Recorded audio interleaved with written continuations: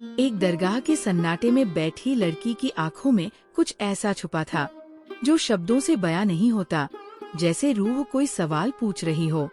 दूसरी ओर एक लड़का था जो जवाब देना चाहता था, पर खामोशी में। ना नाम, ना पहचान, सिर्फ एक रहस्य था जो हर मोड़ पर मोहब्बत, मजहब और आत्मा को टकराने वाला था। पर क्या हर सवाल का जवाब इबादत में छुपा है? तो चलिए शुरू करते हैं आज की कहानी। उत्तर प्रदेश के एक छोटे से कस्बे रुहाबाद की गलियों में रात धीरे धीरे पसर रही थी। आसमान पर हल्का सा धुंधलका और जमीन पर नर्म उजाला। ये 10 मुहर्रम की रात थी। पूरे इलाके में चुप्पी थी, लेकिन इस खामोशी में भी कुछ बोल रहा था, जैसे हवा में भी मातम घुला हो। इस रात एक लड़की, सहीरा, उम्र लगभग 20, अपने घर की दहलीज से निकलकर एक ऐसे रास्ते पर बढ़ रही थी जिसे उसके घर वालों ने हमेशा मना किया था। उसकी माँ कहा करती थी, हमारे यहाँ ये रस्में नहीं निभाई जाती, ये दूसरा रास्ता है। लेकिन आज सहीरा के कदम रुक नहीं रहे थे। उसका दिल घबराया हुआ था, पर उसकी रूह जैसे किसी आवाज के पीछे चल रही थी। आखिर क्या है उस दरगाह में जो हर साल 10 मुहर्रम की रात सड़कों को जगा देती है? बचपन से उसने दूर से ही देखा था। वो काले कपड़े पहने लोग, मोमबत्तियां, सिर पर हाथ मारते नौजवान, और वो अजीब सा मातम जो ना त्योहार लगता था, ना ताजिया। आज पहली बार वो अकेली निकल पड़ी। उसकी चप्पलों की आवाज सुनसान गलियों में गूंज रही थी। सामने एक पुरानी इमारत थी। लोहे के दरवाजे पर हरे रंग का चादर लहराता था और बाहर कुछ औरतें बैठी थी। अंदर से किसी के पढ़ने की आवाज आ रही थी। प्यासा बच्चा तीर से लिपटा रहा। बहन की चीखें जमीन तक रेंग गईं। सहीरा ठिठक गई। उसकी आंखें नम हो गईं, बिना समझे ही। शायद उसकी आत्मा कुछ जानती थी जिसे ज़ुबान नहीं कह पा रही थी। वो धीमे कदमों से आगे बढ़ी। अंदर एक छोटे से हॉल में लोग बैठे थे। जमीन पर दरी, दीवारों पर अलम और बीच में एक ताजिया। कोई जोर से नहीं रो रहा था, लेकिन हर चेहरा रोता हुआ लग रहा था। सहीरा ने खुद से कहा, क्या ये सिर्फ रस्म है या वाकई किसी का गम अब भी हवा में जिंदा है? उसका दिल तेज धड़क रहा था। एक लड़की, हम उम्र ही रही होगी, उसके पास आई। उसने मुस्कुराकर पूछा, पहली बार आई हो? सहीरा ने हिचकिचाते हुए सिर हिलाया। डरो मत, वो बोली, ये जगह सिर्फ गम की नहीं, मोहब्बत की भी है। हुसैन सिर्फ शिया नहीं, सबके हैं। सहीरा ने चुपचाप दीवार के पास एक कोना देखा और बैठ गई। वहाँ एक बड़ा अलम था, चमकीली चादर से ढका, और उस पर किसी का नाम लिखा था, अब्बास अलमदार। उसने नाम पढ़ा और जाने क्यों उसकी आंखों में आंसू आ गए।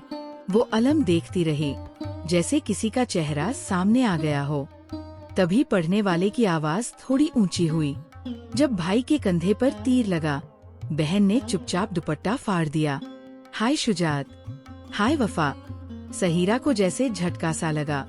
उसे अपने बचपन का वो सपना याद आया जिसमें उसने एक वीरान मैदान देखा था, जहाँ खून से लथपथ एक बच्चा किसी की बाहों में था। क्या वो ख्वाब आज का इशारा था? उसने मन में सोचा। वो उठकर धीरे धीरे ताजिए के पास गई। वहाँ हल्की सी धूप, लोबान की महक और मिट्टी की खुशबू मिली। उसने हाथ बढ़ाकर ताजिए को छुआ और उसकी उंगलियों में एक अजीब सी गर्मी भर गई। पीछे से किसी ने धीमे से कहा, हर इंसान को एक बार इस गम से मिलना जरूरी है।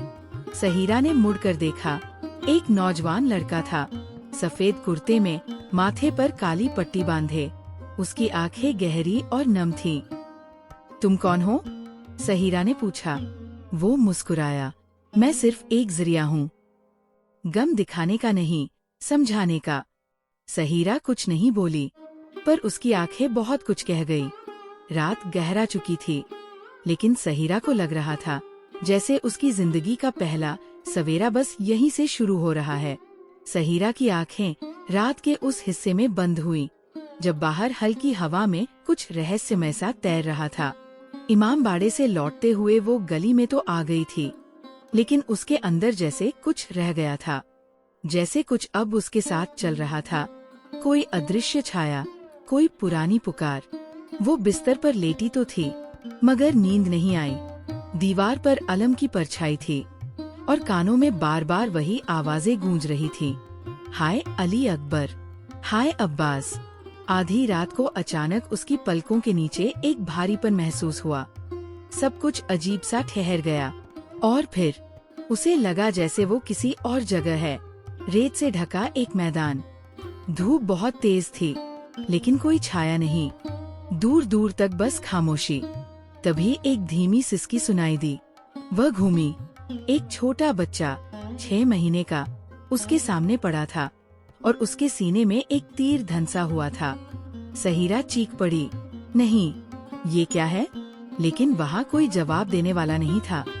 सिर्फ एक साया, सफेद कपड़ों में लिपटा, चेहरा रोशन, पास आया और बोला, इस बच्चे को तीर देने वाले हाथों को दुनिया ने इंसाफ कहा, लेकिन खुदा ने उन्हें मौका नहीं दिया दोबारा तीर चलाने का। सहीरा कांप गई, उसकी सांसें तेज हो गई। तभी उसने एक और दृश्य देखा। एक औरत खुले बालों में भाग रही थी और उसके पीछे धूल उड़ती जा रही थी। वो बार बार पुकार रही थी, भैया, भैया हुसैन, अब्बास। सहीरा ने उसकी आंखों में झांका। वो उसकी खुद की आंखों जैसी थी। वो औरत उसके पास आई और कहा, तू क्यों आई है यहाँ? सहीरा बोली, मुझे नहीं पता, पर दिल रोता है हर बार जब उस नाम को सुनती हूँ। कर। औरत ने उसका सिर चूम लिया, इसलिए तुझे बुलाया गया है। अचानक दृश्य बदल गया। सामने एक शहीद पड़ा था, चेहरा शांत, पर शरीर पर जख्मों की गिनती नहीं थी। पास एक पानी का मश्क था, फटा हुआ। अब्बास अलमदार। सहीरा के होठों से नाम खुद ब खुद निकला। वो सजदे में गिर पड़ी, पहली बार बिना किसी रस्म या सिखावन के। बस रूह ने झुका दिया। तभी वो नूरानी आवाज फिर आई, मजहब नाम का नहीं, समझ का होता है। तू समझने आई है, इसीलिए तुझ पर रहमत है। फिर सब कुछ स्याह हो गया। सुबह हुई तो सहीरा की माँ ने देखा कि वह जमीन पर सजदे में थी और उसकी आंखों में आंसू जमे हुए थे।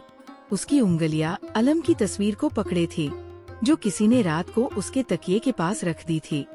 हालांकि कमरे का दरवाजा बंद था। उसकी माँ घबरा गई। क्या हो गया तुझे? सहीरा धीरे से बोली, अम्मी, मुझे कुछ नहीं हुआ। शायद अब मैं वाकई जिंदा हुई हूँ। उस दिन के बाद सहीरा की जिंदगी पहले जैसी नहीं रही। रोज की मामूली बातें अब उसे बेमानी लगने लगी। जब उसकी माँ रसोई में सब्जी काटते हुए उससे मंगनी की बात करने लगी, तो वो बस खामोश बैठी रही। उसका मन अब शादी ब्याह, दुनिया की बातों में नहीं लगता था। उसकी नजरें खिड़की के बाहर उस दिशा में लगी रहती, जहाँ से वो इमाम बाड़े के मीनार को देख सकती थी। उस रात के सपने ने उसके अंदर कोई नर्म मगर मजबूत दीवार खड़ी कर दी थी। वो दीवार लोगों से नहीं, बल्कि अपने पुराने विचारों से बनी थी। अब वो हर दिन खुद से सवाल करती, क्या वो सपना हकीकत था? अगर नहीं, तो उस एहसास की सच्चाई क्या थी? एक दोपहर जब उसकी माँ नमाज पढ़ रही थी, सहीरा चुपचाप घर से निकली। उसने बुर्का ओढ़ा और सीधे कस्बे की मस्जिद की तरफ बढ़ गई। वहाँ बैठते एक मौलाना को उसने पहले कई बार देखा था। सफेद दाढ़ी, नम्र चेहरा और गहरी नजर। सलाम मौलाना साहब, सहीरा ने धीमे स्वर में कहा। उन्होंने नजर उठाई। वालेकुम सलाम बेटी, बैठो, खैर तो है? सहीरा ने थोड़ी झिझक के बाद पूछा, क्या कोई सुन्नी लड़की शिया रस्मों में शामिल हो सकती है? मौलाना ने क्षण भर कुछ नहीं कहा। फिर उन्होंने कहा, बेटी, पहले ये बताओ कि तुमने उसमें क्या देखा? सहीरा ने सब कुछ बता दिया। ताजिए, अलम, सपना, अब्बास का नाम और वो औरत जो सपने में आई थी। मौलाना चुपचाप सुनते रहे। थोड़ी देर बाद उन्होंने कहा, जब रूह किसी पुकार से कांप उठे तो वहाँ दीवारें नहीं रहती। जो महसूस किया वो सच्चा था, क्योंकि उसमें दिल शामिल था। सहीरा की आंखें भर आईं, पर मेरे घर में ये सब मना है। अम्मी कहती है कि शिया की रस्में हमारे मजहब के खिलाफ है। मौलाना बोले, बेटी, जो मजहब इंसान के दिल को बांध दे वो मजहब नहीं होता, वो सिर्फ रस्मों का डर होता है। हुसैन का गम सिर्फ किसी एक फिरके का नहीं है, वो ज़मीर रखने वालों का गम है। सहीरा ने पहली बार अपने भीतर की घुटन से राहत महसूस की। घर लौटते हुए रास्ते में उसे वही नौजवान दिखा जिसे उसने इमाम बाड़े में देखा था। वही काली पट्टी और शांत मुस्कान। इस बार वो उससे सीधे बोली, तुम कौन हो? वो हंसा, मैं कोई खास नहीं, शायद उसी कहानी का एक किरदार जिसे तुमने अब महसूस करना शुरू किया है। क्या तुम्हारा नाम अब्बास है? सहीरा ने पूछा। वो चौंका, फिर धीरे से बोला, नहीं, नाम तो आरिफ है, पर अगर किसी को मेरा किरदार अब्बास की तरह लगे तो ये मेरी नसीब की बात है। दोनों मुस्कराए और कुछ पल ऐसे बीते जैसे जमीन पर वक्त रुक गया हो। अब सहीरा हर रात छुपकर करबला की किताबें पढ़ती थी। उसने इंटरनेट पर अब्बास की वफा, ज़ैनब की हिम्मत और हुसैन की कुर्बानी की कहानियां पढ़ी। वो हर बार रोती, हर बार सोचती, क्यों नहीं बताया किसी ने ये सब? एक रात उसने अपनी माँ से पूछा, क्या आपने कभी करबला के बारे में पूरी कहानी जानी? उसकी माँ ने कहा, बस इतना पता है कि वो शिया लोगों की कोई घटना है। सहीरा ने धीरे से कहा, वो शिया की नहीं, इंसानियत की कहानी है। अब उसे नींद कम आती थी, लेकिन दिल में अजीब सुकून रहता था। वो सजदे में गिरती, बिना किसी शब्द के बस आंसू बहाती, जैसे उसकी आत्मा खुदा से बात कर रही हो। और इसी सुकून में एक दिन उसे एहसास हुआ, अब वक्त है कि मैं रुकूं नहीं, इस रास्ते पर आगे बढ़ूं, चाहे जो हो। आरिफ की बातों के बाद सहीरा के दिल में एक अजीब सा सुकून आ गया था, जैसे किसी भटकी हुई आत्मा को अपना रास्ता मिल गया हो। वो अब जिंदगी को नए नजरिए से देखने लगी थी। उसके लिए अब कोई किताब सिर्फ अक्षरों से नहीं, बल्कि रूह से पढ़ी जाती थी। वो अब हर उस नाम को महसूस करने लगी थी जिसे कभी किताबों में सिर्फ इतिहास कहा गया था। ज़ैनब, अब्बास, अली अकबर और हुसैन। एक शाम वो इमाम बाड़े गई, चुपचाप, बिना किसी को बताए। वहाँ ताजिए के पास बैठकर उसने आंखें बंद कर ली। अचानक उसे किसी की उपस्थिति महसूस हुई। उसने आंखें खोली, सामने आरिफ खड़ा था। उसके हाथ में एक छोटी सी मिट्टी की कश्ती थी। आरिफ ने कहा, ये कश्ती करबला की याद में बनती है, वो जो पानी को भी तरस गए थे, उनकी याद में। सहीरा की आंखें भर आईं। उसने पूछा, क्या तुम हर साल यहाँ आते हो? आरिफ ने धीरे से कहा, हर साल नहीं, हर दिन आता हूँ, क्योंकि कुछ गम इतने गहरे होते हैं कि सिर्फ एक दिन के मातम से हल्के नहीं होते। उनकी बातें रूह से निकल रही थी और रूह तक पहुँच रही थी। सहीरा ने महसूस किया कि ये सिर्फ आकर्षण नहीं था, ये एक जुड़ाव था, ऐसा जुड़ाव जिसे दुनिया वाले शब्द नहीं दे सकते। आरिफ बोला, तुम्हारे सवालों में सच्चाई है, इसलिए जवाब ही मिल रहे हैं। उसने हल्के से सहीरा की ओर देखा, एक नजर जो बयान से बाहर थी। उस दिन के बाद दोनों अक्सर मुलाकात करने लगे, लेकिन न तो पार्क में, न चाय की दुकानों पर, बल्कि इमामबाड़े में, किताबों की दुकानों पर और उस मैदान में जहाँ हर साल ताजिया निकलता था। एक दिन आरिफ ने पूछा, अगर तुम्हारे घर वालों को हमारी मुलाकातों का पता चले तो? सहीरा ने मुस्कुराकर कहा, वो तो पहले ही मुझे बगावत करने वाली कहने लगे हैं, पर क्या जो आत्मा जाग चुकी हो उसे वापस सुलाया जा सकता है? आरिफ चुप हो गया। कुछ सवाल ऐसे होते हैं जिनके जवाब मौन में छिपे होते हैं, पर समाज तो मौन को समझता नहीं। बातों का सिलसिला जोर पकड़ने लगा था। कुछ औरतें सहीरा की माँ के पास आईं। आपकी बेटी इन शियाओं में जा रही है, कहीं रिश्ता तो नहीं जुड़ गया उस लड़के से? माँ परेशान हो गई। उसने सहीरा से कहा, बेटी, ये सब तुझ पर अच्छा नहीं लगेगा। तेरी शादी की बातें चल रही हैं और तू इन मजहबी लोगों में बैठ रही है। सहीरा ने नजरें नहीं झुकाईं। उसने पहली बार बिना डर के कहा, अम्मी, मजहब बुरा नहीं होता, सोच बुरी होती है, और अगर मेरी सोच हुसैन की कुर्बानी से जुड़ जाए तो क्या इसमें गलत क्या है? माँ चौंक गई, कुछ कह नहीं सकी। सहीरा उठी और अपने कमरे में चली गई, लेकिन उसके भीतर अब एक नई आग जल चुकी थी। उस रात सहीरा और आरिफ की मुलाकात किसी किताब की दुकान पर हुई। आरिफ ने उसे एक किताब दी, शहादत से मोहब्बत तक।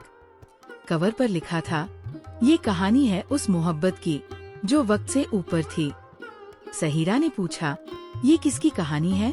आरिफ ने कहा, तुम्हारी और मेरी नहीं, पर शायद हमारे जैसी बहुत सी रूहों की। आरिफ की किताब शहादत से मोहब्बत तक सहीरा के लिए एक आईना बन गई थी। उसने पूरी किताब एक ही रात में पढ़ डाली। हर शब्द में उसे अपनी ही कहानी दिखी। दो रूहों का मेल, दुनिया की दीवारें और एक सच्चाई जो सब पर भारी थी। सुबह उसने मोबाइल उठाया और आरिफ को एक मैसेज किया, क्या हम सिर्फ किताबों के किरदार हैं या सच में इस रास्ते पर चल रहे हैं? आरिफ का जवाब आया, अगर रास्ता हुसैन तक ले जाए तो हम किरदार नहीं, कारवां हैं। पर ये कारवां अब खुली जमीन पर नहीं चल रहा था। रास्ता अब कांटों से भरा था। कस्बे में बातें फैलने लगी थी। मस्जिद के बाहर दो बुजुर्ग बैठे बातें कर रहे थे। वो डॉक्टर रहमान की बेटी है ना? वो शिया लड़के के साथ देखी गई है। लड़की हाथ से निकल गई लगती है। इन किताबों का असर अब घर तोड़ता है। ये बातें डॉक्टर रहमान तक भी पहुंची।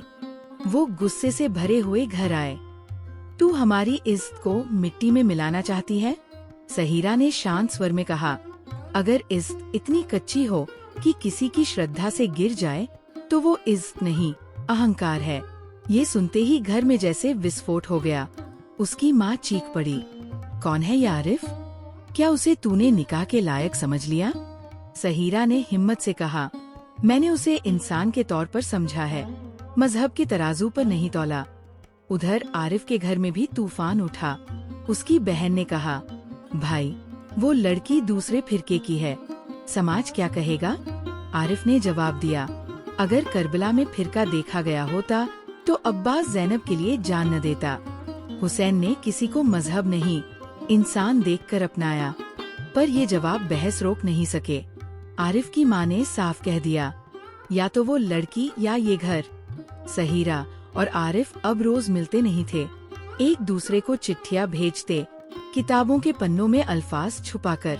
एक दिन सहीरा ने एक खत में लिखा, कभी कभी लगता है करबला आज भी जिंदा है, हर मोहब्बत को मैदान में उतरना होता है। आरिफ ने जवाब दिया, और हर ज़ैनब को कैद से निकलकर भी खड़ा होना होता है। एक दिन दोनों ने मिलने का निश्चय किया, उसी पुराने इमामबाड़े में।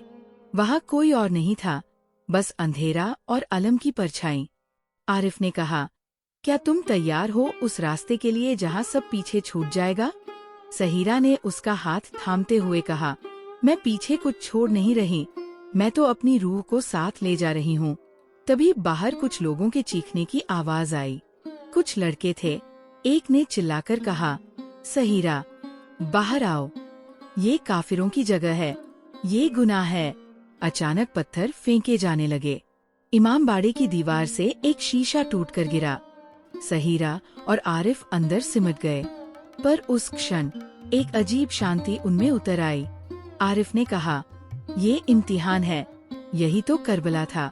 इमामबाड़े की टूटी खिड़की से आती रोशनी सहीरा के चेहरे पर पड़ रही थी। बाहर भीड़ भले ही बिखर चुकी थी, लेकिन उनके शोर का असर अब तक दिल में धड़क रहा था।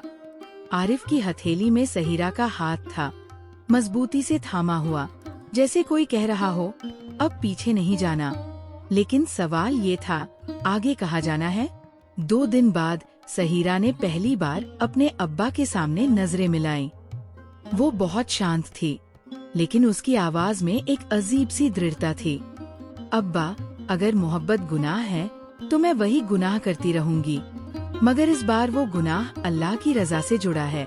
डॉक्टर रहमान ने कभी अपनी बेटी को इस अंदाज में बात करते नहीं देखा था। उनकी आंखें भीगने लगी, लेकिन उनके होंठ सख्त रहे। तू हमारे खानदान की पहली लड़की होगी जो अपने मजहब की लकीर को लांघेगी, समाज थूक देगा। सहीरा ने जवाब दिया, अगर मेरी आत्मा सच्ची हो तो दुनिया के थूक से डरने का क्या फायदा? मैं वो रास्ता चुन रही हूँ जहाँ मोहब्बत है, मजहब नहीं, क्योंकि हुसैन का रास्ता सिर्फ शिया का नहीं, हर इंसान का है। उधर आरिफ ने भी घर छोड़ने का फैसला कर लिया। एक छोटी सी चिट्ठी लिखकर माँ के संदूक में रख दी। माँ, आपने अब्बास की कहानियाँ सुनाई थी। आज अगर अब्बास वक्त के साथ खड़ा होता तो क्या करता? मेरी मोहब्बत मेरी कमजोरी नहीं, मेरी ताकत है। वो सहीरा से मिलने उसी पुराने मैदान में गया जहाँ पहली बार उन्होंने एक दूसरे को बिना नाम के जाना था। लेकिन आज वहाँ कोई तीसरा खड़ा था। एक लंबा, गहरे रंग का कुर्ता पहने अधेड़ उम्र का आदमी, आंखों में रौब पर चेहरे पर थकावट। तुम ही आरिफ हो? उसने पूछा। जी, आरिफ ने सतर्कता से जवाब दिया। वो आगे बढ़ा। मैं सहीरा का मामू हूँ, बाहर से आया हूँ। अब्बा ने बुलाया है तुम्हें समझाने। आरिफ चुप रहा। मामू ने कहा, मोहब्बत को मजहब से जोड़ना होश की बात नहीं। जब गलती दिखे तो रुक जाना चाहिए। आरिफ ने धीरे से कहा, मोहब्बत को अगर मजहब से जोड़ा होता तो आज ये खड़ा न होता। हमने तो रूह से जोड़ा है। मामू चुप हो गए, लेकिन उनकी आंखें कह रही थी कि तूफान आने वाला है। सहीरा अपने कमरे में बैठी थी। खिड़की से आती हवा के साथ वो पन्ना उड़ गया जिस पर उसने लिखा था, अगर ये रास्ता रूहानी है तो मुझे कोई नहीं रोक सकता, क्योंकि रूह सिर्फ खुदा की होती है। अगले दिन दोनों ने फैसला किया, शहर छोड़ देना, ना भागने की तरह, ना डर से, बस इसलिए कि उन्हें अब किसी को कुछ साबित नहीं करना था। लेकिन क्या भागना ही रास्ता था? रात को सहीरा मस्जिद के पास मौलाना से मिली। उन्होंने उसकी आंखों में झांक कर कहा, बेटी, जब करबला में 72 खड़े थे तो उनके सामने पूरी फौज थी, फिर भी उन्होंने कद नहीं हटाया। तुम क्यों हटना चाहती हो? सहीरा ठिठकी। उसने कहा, तो क्या मैं भी यही रहकर लड़ूं? मौलाना ने जवाब दिया, हाँ, मगर लड़ाई तलवार से नहीं, सच्चाई से होती है। सहीरा और आरिफ ने तय किया था कि अब वो लड़ेंगे, मगर दुनिया से नहीं, अपने अंदर के डर से। शहर छोड़ने की बात आई, लेकिन मौलाना की वो एक बात 72 लोगों ने पूरी फौज के आगे सिर झुकाया नहीं, दिल के भीतर किसी मशाल की तरह जल गई थी। आरिफ बोला, शायद हमें भागने की नहीं, टिके रहने की जरूरत है। दूसरे दिन आरिफ ने अपने मोहल्ले की मस्जिद में पहली बार एक तकरीर दी। उसका स्वर नफरत के खिलाफ नहीं था, मोहब्बत के हक में था। उसने कहा, अगर कोई पूछे कि मोहब्बत का मजहब क्या है, तो मेरा जवाब होगा, उसका मजहब वही है जो ज़ैनब की मजबूती और हुसैन की कुर्बानी में है। लोग चौंक गए, कुछ भड़क उठे, कुछ सर झुकाकर सुनते रहे, मगर बात पहुंच गई। एक ऐसी हवा बन चुकी थी जो अब किसी दीवार से नहीं रुकने वाली थी। उधर सहीरा ने स्कूल में लड़कियों से बात शुरू की। वो अपने जैसी उन लड़कियों को खोजने लगी जो सवाल पूछने से डरती थी। क्या तुमने कभी सोचा कि तुम्हारे दिल की सच्चाई घर वालों की परंपरा से बड़ी हो सकती है? कुछ लड़कियां मुस्काईं। एक ने कहा, तुम्हारे जैसा बनने का मन करता है, लेकिन डर लगता है। सहीरा ने जवाब दिया, डर हमें कैदी बनाए रखने का सबसे आसान हथियार है। एक बार रूह जाग जाए तो डर की जंजीरें टूट जाती है। एक रात दोनों की मुलाकात एक दरगाह में हुई। चारों तरफ चिराग जल रहे थे, हवा में इत्र की खुशबू थी। आरिफ ने अपने पास से एक अंगूठी निकाली, एकदम सादा, मगर अंदर नाम खुदा हुआ, सब्र। उसने कहा, ये मेरा वादा नहीं, मेरी इबादत है। हम निकाह तब करेंगे जब हम दोनों अपने अपने घरों में ये साबित कर देंगे कि मोहब्बत कोई मजहबी जुर्म नहीं, रूह की इजाजत है। सहीरा की आंखें भर आईं। उसने सिर्फ एक शब्द कहा, कबूल है, इस राह पर चलना। अब दोनों ने दुनिया को अपना दुश्मन नहीं, अनजाना मुसाफिर समझा, जिसे मोहब्बत की जुबान अभी सिखानी है। और फिर एक चमत्कार हुआ। डॉक्टर रहमान, जो सबसे ज्यादा विरोध में थे, एक दिन अल्लम की परछाई के नीचे खामोश खड़े रहे। पास ही सहीरा नमाज पढ़ रही थी। उन्होंने देखा कि उसकी आंखें बंद थी, लेकिन उसमें गुस्सा नहीं, सुकून था। और तभी उन्हें अपनी बीवी की एक बात याद आई। जिस बेटी को हमने हमेशा डरा कर रोका, वो आज सजदे में मुस्कुरा रही है। वो टूट गए। उसी रात उन्होंने सहीरा से कहा, बेटी, अगर तुम्हारी राह में खुदा है तो मैं अब दीवार नहीं बनूंगा। डॉक्टर रहमान के दिल का पिघलना एक बड़ी उम्मीद की शुरुआत थी, लेकिन अभी आधी लड़ाई बाकी थी। अब नजरें आरिफ के घर की तरफ थी, जहाँ दीवारें अब भी मजहब और परंपरा से बनी थीं, और सबसे बड़ी दीवार थी आरिफ की माँ, वो औरत जो हमेशा अपने बेटे की आंखों में अब्बास की वफा तलाशती थी, आज उसी बेटे की मोहब्बत को गुनाह मान रही थी। एक रात आरिफ चुपचाप माँ के कमरे में गया। वो सजदे में थी। इंतजार किया। नमाज खत्म हुई तो उसने धीरे से कहा, अम्मी, क्या अब्बास की माँ ने कभी उसे वक्त के डर से रोका होगा? वो चुप रही। कुछ पल बाद बोली, अब्बास ने अपनी जान हुसैन के लिए दी थी, किसी लड़की के लिए नहीं। आरिफ ने मुस्कुराकर जवाब दिया, सही है, लेकिन हुसैन कौन थे? एक इंसान जो जुल्म के खिलाफ खड़े हुए थे, और मैं भी जुल्म के खिलाफ खड़ा हूँ। जुल्म जो मोहब्बत और रूह को मजहब के पिंजरे में कैद करता है। माँ चुप थी, लेकिन उनकी आंखें भर आई थी। इसी बीच मौलाना साहब ने आरिफ की माँ को बुलाया। वो जानते थे कि अगर किसी की सोच बदली जा सकती है तो वह माँ का दिल ही होगा। उन्होंने कहा, बहन, अगर तुम्हारे बेटे ने गलत रास्ता पकड़ा होता तो हम रोकते, लेकिन जो रास्ता वह चुन रहा है वह सीधा रूह की तरफ जा रहा है।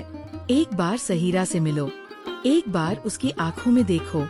आरिफ की माँ को ऐसा लगा जैसे खुदा ने मौलाना के जरिए कुछ कह दिया हो। 2 दिन बाद सहीरा अपने पिता के साथ आरिफ के घर पहुँची। न कोई दिखावा, न कोई दिखावटी रस्म। आरिफ की माँ सामने आई। उनके चेहरे पर सख्ती थी, लेकिन नजरें भटकी हुई थी। सहीरा ने सिर झुकाकर सलाम किया। सलामुन अलैकुम अम्मी। आरिफ की माँ चौंकी। उस एक शब्द में वो एहतराम था जो दिल को छू गया। तुमने मुझे अम्मी कहा? सहीरा ने जवाब दिया, आप वही रिश्ता है जो इस मोहब्बत को मुकम्मल बनाएगा। और माँ वो होती है जो रूह को पहचानती है, मजहब से नहीं तौलती। आरिफ की माँ कुछ देर उसे देखती रही, फिर धीरे से पास आकर कहा, अगर तू मेरा बेटा संभाल सकती है तो हाँ, तू मेरी बहू बन सकती है। मोहब्बत जीत गई थी। समाज की दीवारें टूट चुकी थीं, कम से कम उन 4 दिलों के बीच जहां मोहब्बत रूह बनकर बस गई थी। निकाह की तारीख तय हो चुकी थी। महज 10 दिन बाद पूरे मोहल्ले में अब बात फैल चुकी थी कि 2 अलग फिरकों से जुड़ी रूहें अब एक होने जा रही हैं। कुछ लोग दिल से दुआएं दे रहे थे, तो कुछ आंखों में सवाल और होठों पर चुपते तंज लेकर घूम रहे थे। लेकिन अब सहीरा और आरिफ के लिए ये बाहरी आवाजें शोर बनकर रह गई थी, और शोर कभी भी रूह की शांति को हिला नहीं सकता। आरिफ एक दिन मौलाना साहब के पास गया। क्या अब हमारी मोहब्बत मुकम्मल होने वाली है? मौलाना ने मुस्कुराकर जवाब दिया, नहीं बेटा, अब इबादत शुरू होने वाली है। मोहब्बत मुकम्मल तब होती है जब उसे कुर्बानी की कसौटी पर कसा जाए। आरिफ चौंका। कुर्बानी? मौलाना बोले, हाँ, एक आखिरी इम्तिहान बाकी है, सहीरा को देना है। उसी शाम एक पुराना खत सहीरा के हाथ लगा, उसके नाना का, जो एक समय सूफी विचारों वाले लेखक थे। उसमें लिखा था, सहीरा, अगर कभी तेरे सामने रास्ता हो मोहब्बत का और मजहबी फर्ज का, तो याद रखना, मोहब्बत वो फर्ज है जो खुदा ने दिलों में रखा है। सहीरा की आंखें भर आईं। उसने महसूस किया कि शायद नाना की रूह ने ही उसे उस आखिरी परीक्षा के लिए तैयार किया हो। और फिर वही परीक्षा सामने आ गई। निकाह से 3 दिन पहले डॉक्टर रहमान की तबीयत अचानक बिगड़ गई। दिल का दौरा, अस्पताल में भर्ती, हालत नाजुक। डॉक्टरों ने कहा, स्ट्रेस से हालत बिगड़ी है, मरीज को आराम चाहिए। किसी तरह का मानसिक झटका जानलेवा हो सकता है। सहीरा सब समझ गई। अब्बा की हालत जानने के बाद माँ ने धीमे से कहा, अगर तू निकाह की बात टाल दे थोड़े दिन के लिए, तो शायद अब्बा संभल जाए। आरिफ से बात हुई। आरिफ ने बिना एक पल गवाए कहा, अगर मोहब्बत एक दिन रुकने से टूटती है तो वो मोहब्बत नहीं थी। हम इंतजार करेंगे जब तक जरूरत हो। लेकिन सहीरा का दिल कुछ और कह रहा था। उसने रात भर कुरान पढ़ा और सुबह उठते ही आरिफ को एक खत लिखा। मैं मोहब्बत को अब्बा की जान पर नहीं तौल सकती। निकाह की तारीख नहीं बदलेगी। निकाह नहीं होगा, अभी नहीं। जब अब्बा ठीक होंगे, जब माँ की आंखों में पूरा यकीन होगा, तब। और अगर वो दिन न आए तो समझना कि मेरी मोहब्बत करबला के रास्ते पर चल पड़ी है। आरिफ ने खत पढ़ा। उसकी आंखें नम थीं, लेकिन चेहरे पर सुकून था। उसने आसमान की ओर देखकर सिर्फ इतना कहा, ऐ खुदा, मेरी मोहब्बत को अपनी रजा बना दे। 3 दिन बाद, जिस दिन निकाह होना था, इमाम बाड़े में सिर्फ 2 चिराग जले, एक सहीरा की तरफ से, एक आरिफ की तरफ से, और दोनों ने उस चिराग की लौ को देखकर दुआ की। जब रूह तैयार हो जाए तो जिस्म खुद ब खुद साथ हो जाएगा। 3 हफ्ते बीत चुके थे। सहीरा के अब्बा आईसीयू से वार्ड में आ चुके थे और अब हालत स्थिर थी, पर उनके चेहरे पर कुछ अधूरा सा था, जैसे एक बात थी जो दिल में रह गई थी। एक शाम उन्होंने सहीरा को पास बुलाया। बेटी, क्या तुमने निकाह इसलिए रोका ताकि मैं जिंदा रह सकूं? सहीरा ने उनकी हथेली को चूमते हुए कहा, अब्बा, आप मेरी रूह है। अगर आपकी सांसें टूट जाती तो मेरी मोहब्बत अधूरी ही रह जाती। डॉक्टर रहमान की आंखें भीग गईं, तो अब मुझे भी अधूरा नहीं रहना। जाकर आरिफ से कह दो, अब निकाह में देरी गुनाह होगा। अगली सुबह इमाम बाड़े के उसी मैदान में, जहां पहली बार आरिफ और सहीरा की रूहों का मिलन हुआ था, वहीं एक सादा, पाक और रूहानी निकाह हुआ। ना शोर, ना तामझाम, बस मौलाना साहब, 4 चिराग, दोनों परिवार और आसमान की छाव। मौलाना ने निकाह पढ़ाते हुए कहा, ये 2 जिस्मों का नहीं, 2 रूहों का मिलन है, जिनकी मोहब्बत इबादत बन चुकी है। ये निकाह आज सिर्फ एक रस्म नहीं, एक संदेश है कि जब दिल खुदा से जुड़े हों तो कोई मजहब दीवार नहीं बन सकता। कबूल है, सहीरा ने कहा। कबूल है। आरिफ की आवाज में सब्र और सुकून था। उस रात चांद कुछ ज्यादा रोशन था और हवाओं में जैसे किसी इबादत की खुशबू घुली हुई थी। आरिफ और सहीरा इमाम बाड़े की सीढ़ियों पर बैठे थे। सामने एक ताजिया था, जिसकी छाव में चिराग जल रहे थे। आरिफ ने धीरे से कहा, तो क्या ये मोहब्बत अब मुकम्मल हो गई? सहीरा ने मुस्कुराकर जवाब दिया, नहीं, अब मोहब्बत शुरू हुई है। ये तो बस उसका सजदा था। ये कहानी सिर्फ एक लड़का और लड़की की नहीं थी।